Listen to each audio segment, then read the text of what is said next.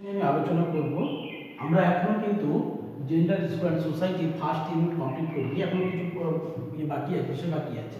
আজকে যে বিষয় নিয়ে আলোচনা করব gender base, gender stereotype and empowerment, অর্থাৎ আমি যেটা বলতে চাইছি লিঙ্গ পক্ষপাত, অচলাভ্যাস ও ক্ষমতায়ন। লিঙ্গ পক্ষপাত, আমরা শব্দটাকে প্রথমে আসি লিঙ্গ পক্ষপাত বা জেন্ডার বেস, লিঙ্গ পক্ষপাত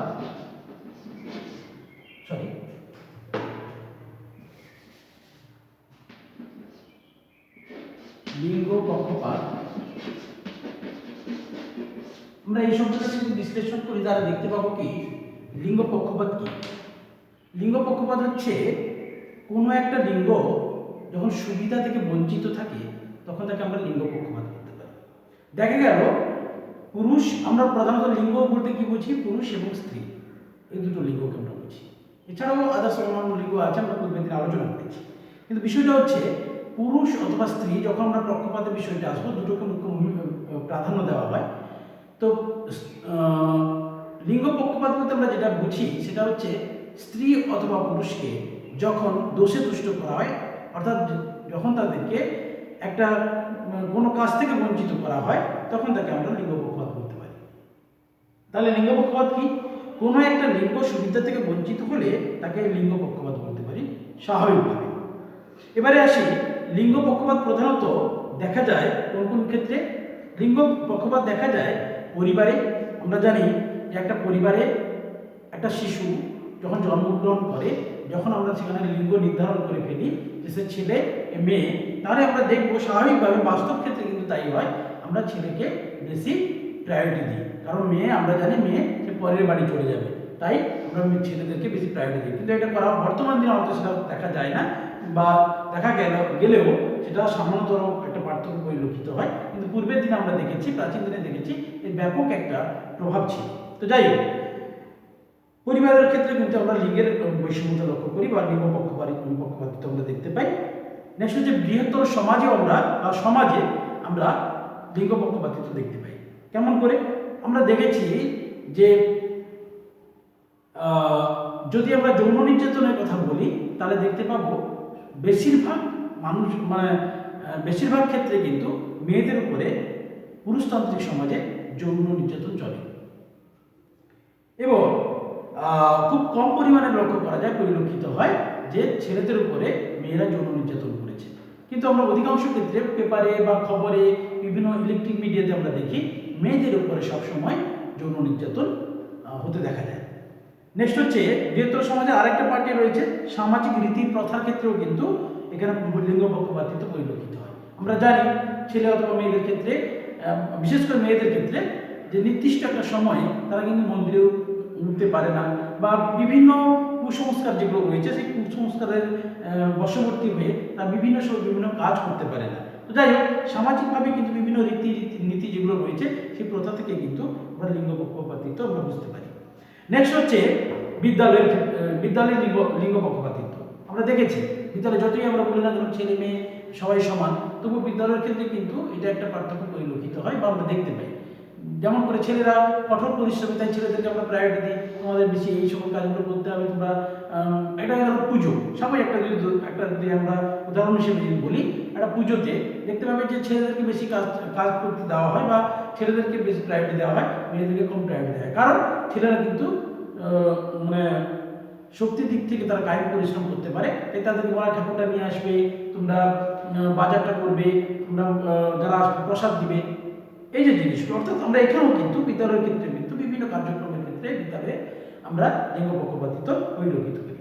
অর্থনৈতিক ক্ষেত্রেও কিন্তু পক্ষপাতিত্ব পরিলক্ষিত হয়। কিভাবে?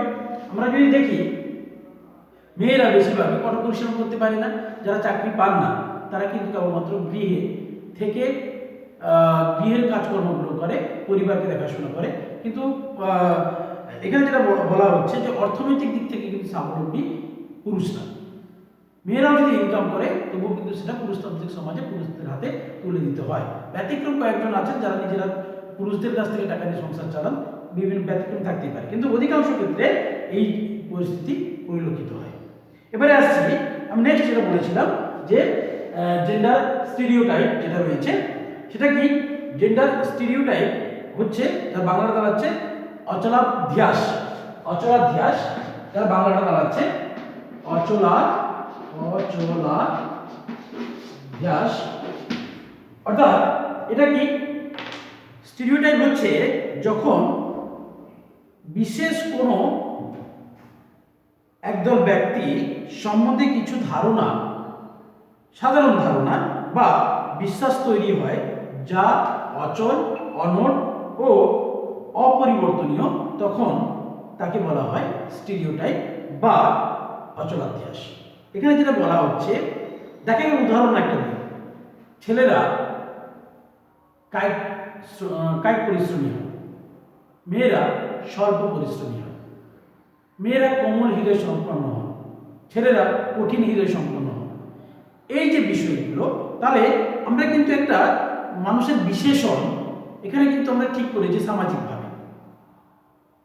সেটা আমরা বিভিন্ন যুক্তি যদি উপস্থাপন করি, সেটা কিন্তু আমরা ঠিকঠাক দাঁড় করাতে পারবো না।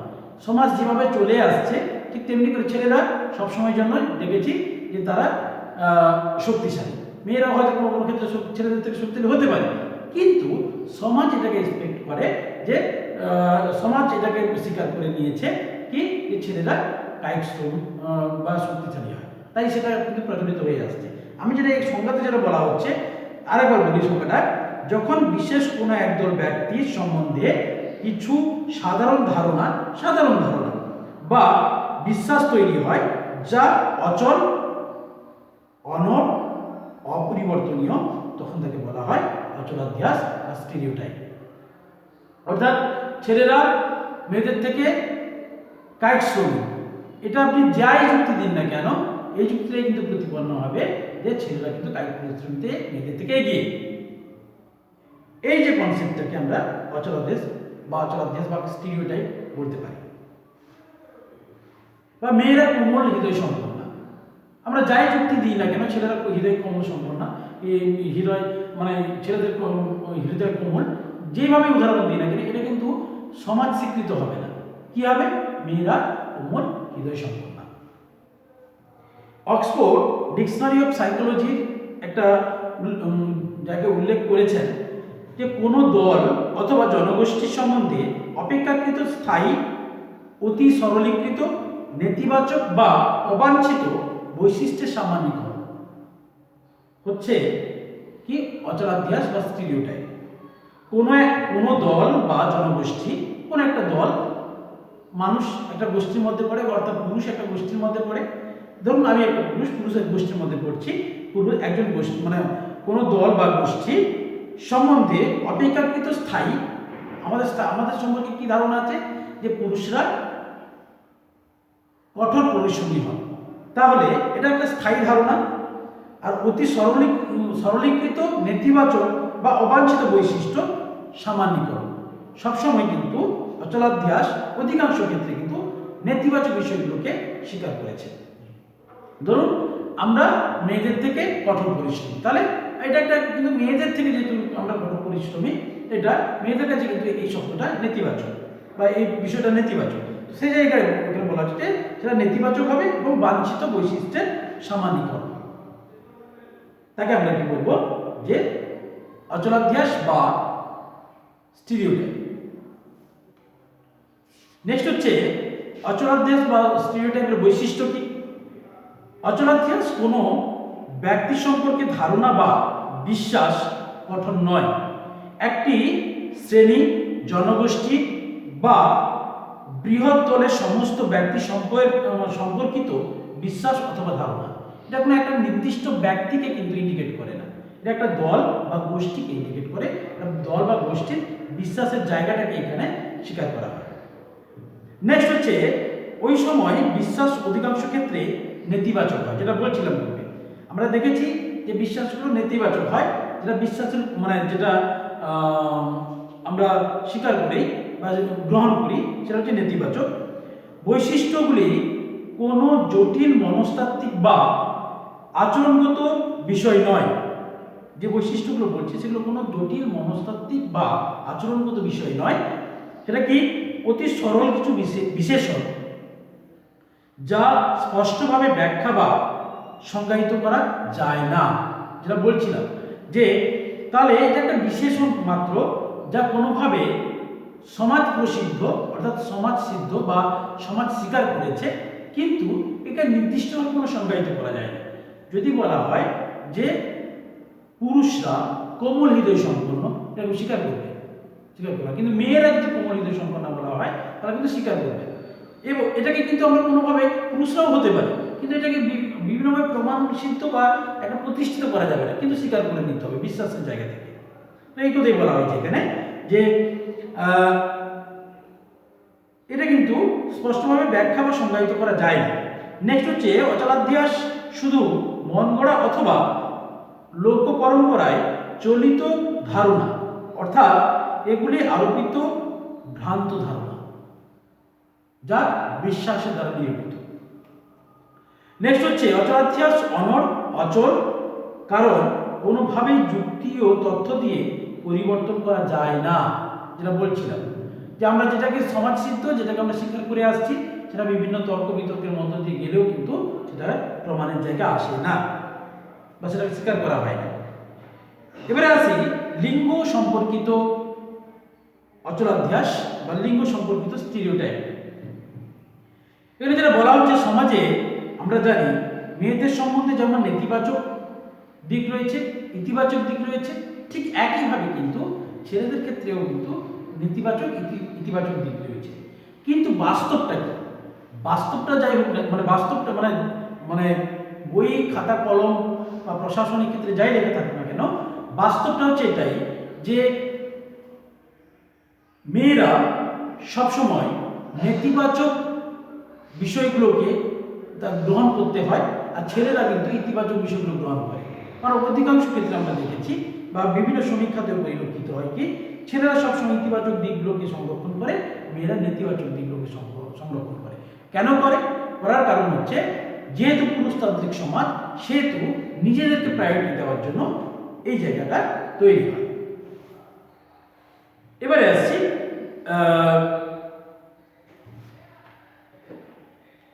যেমন করে উদাহরণস্বরূপ বলি, এই যে লিঙ্গ সম্পর্কিত অচলাধ্যাসের উদাহরণ একটা দিই, দিলে বুঝতে পারবেন আপনারা।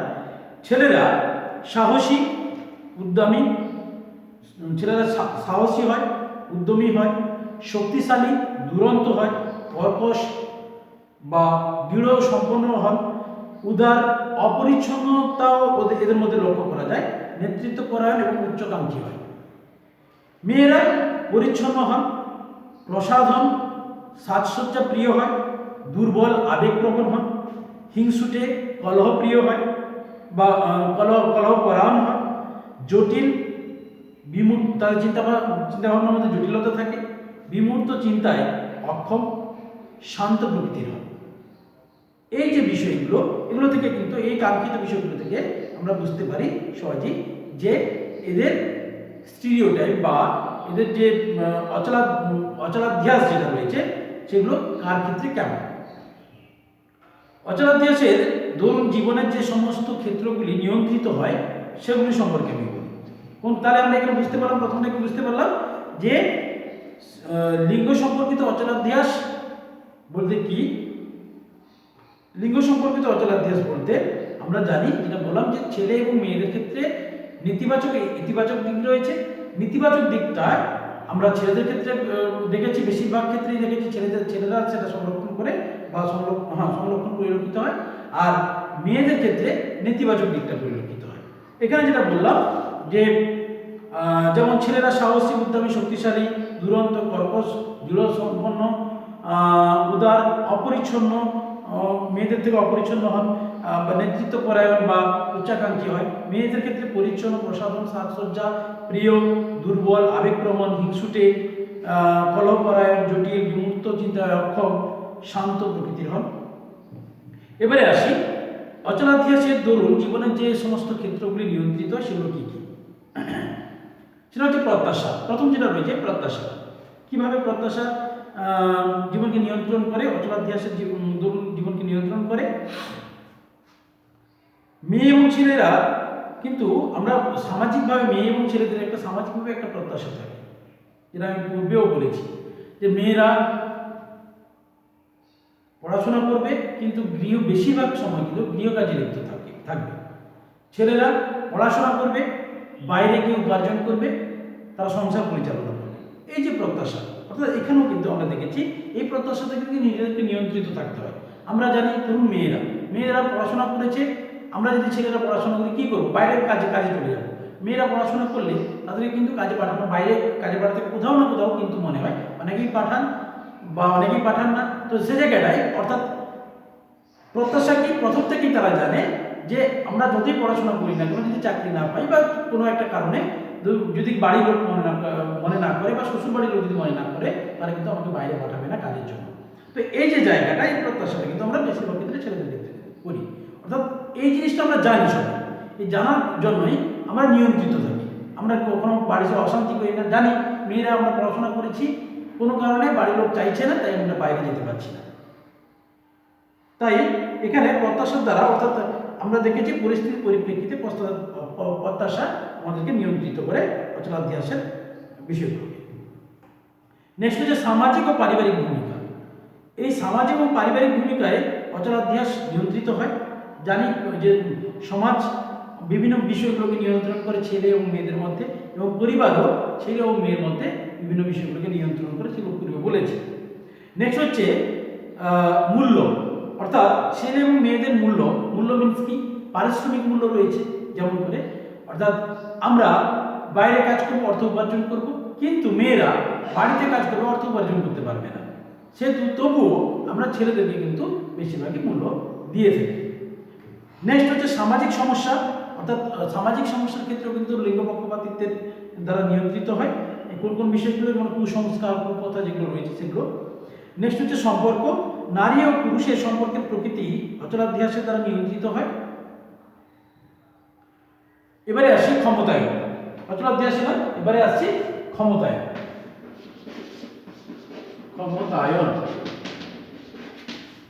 যাকে আমরা বলেছি এম্পাওয়ারমেন্ট।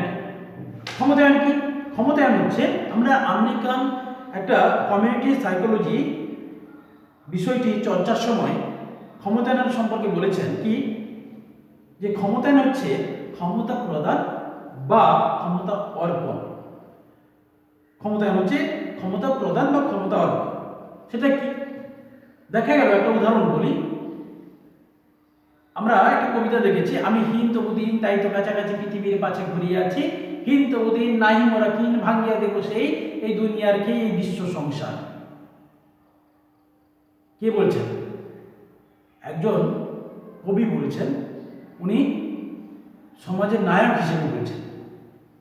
কবিকে এখানে আমি যেটা বলতে চাইছি, বিষয়টা হচ্ছে ক্ষমতা হচ্ছে সেটাই, আমাদের প্রত্যেকের ক্ষমতা, অধিকার যে প্রক্রিয়ার মাধ্যমে আমরা অর্জন করে নিই, তাকে আমরা ক্ষমতায়ন করতে পারি। অর্থাৎ কোনো ব্যক্তি, গোষ্ঠী বা সম্প্রদায়ে ক্ষমতায়নের অর্থ তাদের নিজেদের অবস্থা নিজেরাই যাতে নিয়ন্ত্রণ করতে পারে, তার ক্ষমতা অর্জন।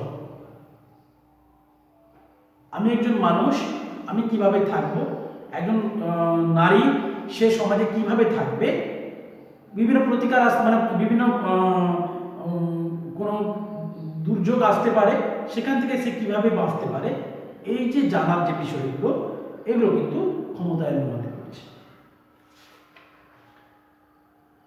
এবারে আছে ক্ষমতায়নের বৈশিষ্ট্য।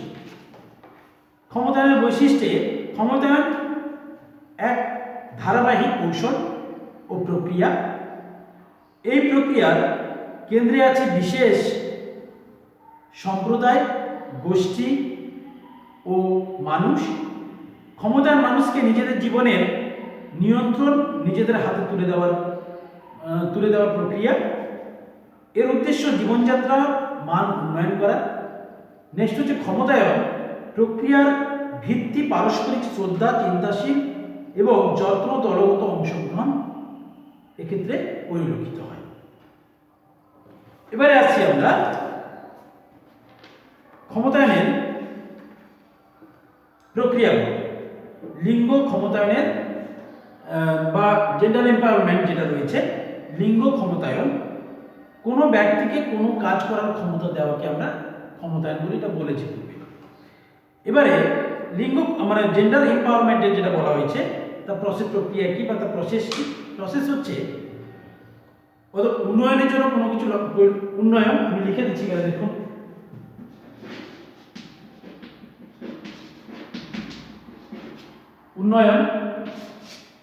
উন্নয়নে নারী এবং পুরুষ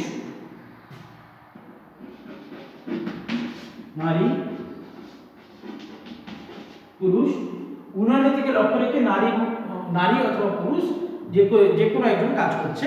কি কাজ করছে? সদর্থক কাজ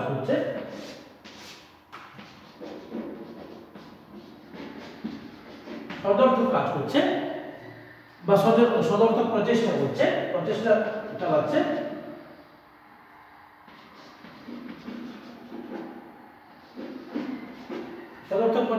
চালাচ্ছে। তারপরে কি? ক্ষমতার এবং অধিকার অর্জিত হচ্ছে। এর ফলে কি হচ্ছে? ক্ষমতা এবং অধিকার অর্জিত হচ্ছে, এবং ক্ষমতা এবং অধিকার অর্জিত হওয়ার ফলে কি হচ্ছে? ক্ষমতায়ন তৈরি হচ্ছে। ক্ষমতায়ন।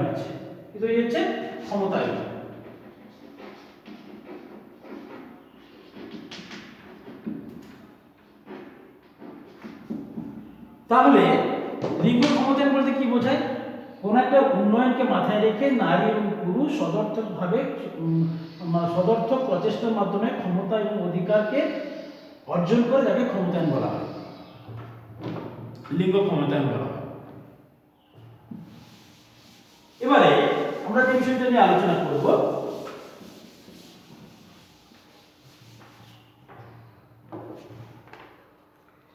এই ক্ষমতায়নের মাত্রাকে আমরা চারটি দিক থেকে চিহ্নিত করি। কি কি? 1990 আমরা দেখেছি ক্ষমতায়নের মাত্রা প্রসঙ্গে চারটি দিক চিহ্নিত করা হয়েছে। কি কি? সম্পদ, শক্তি, সম্পর্ক এবং আত্ম-উপলব্ধি।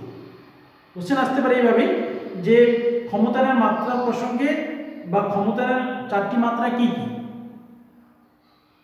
ক্ষমতায়নের চারটি মাত্রা হচ্ছে সম্পদ, শক্তি, সম্পর্ক এবং আত্ম-উপলব্ধি। সম্পদের কয়েকটি পর্যায় রয়েছে। সম্পদের হচ্ছে সম্পত্তি, ভূমি এবং অর্থ। শক্তির ব্যক্তি, সম্পর্কে সমাজ এবং রাষ্ট্রীয়। আর আত্ম-উপলব্ধিতে রয়েছে উত্তরণ ও অবস্থান সম্পর্কে নারীর নিজের উপলব্ধি। নেক্সট রয়েছে নারীর উত্তর প্রসঙ্গে পরিবারের সদস্য এবং নিজ সম্প্রদায়ের সদস্যগণের দৃষ্টিভঙ্গি ও আচরণ।